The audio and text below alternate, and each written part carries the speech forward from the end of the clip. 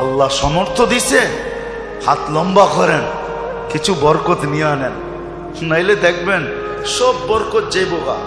কোন জায়গায় জানেন? এটা তো বুঝাইতে পারবো না, মনে হয় মানবেন কিনা জানি না। সব বরকত স্কোয়ারে যাইবগা, নাইলে ইউনাইটেডে যাইবগা, নাইলে সিঙ্গাপুর যাইবগা, নাইলে থাইল্যান্ডে যাইবগা, নাইলে শেষমেশ মাদ্রাজে যাইবগা। সব বরকত ওদিকে চলে যাবে। বরকত রাখেন কিছু, আল্লাহ সমর্থ দিছে, হাত লম্বা করেন, সবচেয়ে দামি যেটা ওটা দেন। খেজুর নিজে খান 1200 টাকা কেজির, ঠিক না? 1200 টাকা কেজির খেজুর নিজে খান, সৎকার হিসাব করতে, ফেতরার হিসাব করতে আসা 100 টাকা দামের খেজুরের হিসাব করেন, ঠিক না? রাগ হয় না, কিন্তু নিজেকে নিজে প্রশ্ন করেন যে আমি কি করলাম।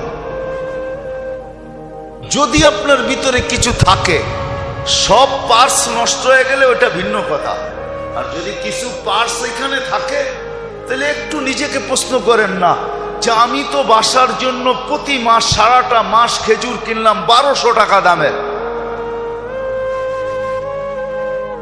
সুক্কারি কিনলাম 3 কেজি 1500-1600 টাকা দিয়া, আর ফেতরা দেওয়ার সময় আইসা হিসাব করতেছেন 120 টাকা খেজুর, কেজির খেজুর। খাইলেন কত দামের, দিতেছেন কত দামের? রাগ হয় না। আল্লাহর ধন আল্লাহ দিচ্ছে, আল্লাহর জন্য লুটায় দেখেন না। আল্লাহ বলছে আমার জন্য যে লুটাবে তাকে আমি কমাবো না। ওমাই ইউকরিদিল্লাহ কারদান হাসানা ইউদাইফুহু, আমি তোমাকে বাড়ায় দিব, দুনিয়ায় 10 গুণ বাড়ায় দিব, আখেরাতে হিসাব ছাড়া দিব। নিচে খাইলেন 1200 টাকা দামের খেজুর, আর ফেতরা হিসাব করতেছেন 120 টাকা দামের খেজুর, ঠিক না? 3.5 কেজির দাম, ঠিক না? কি বলেন?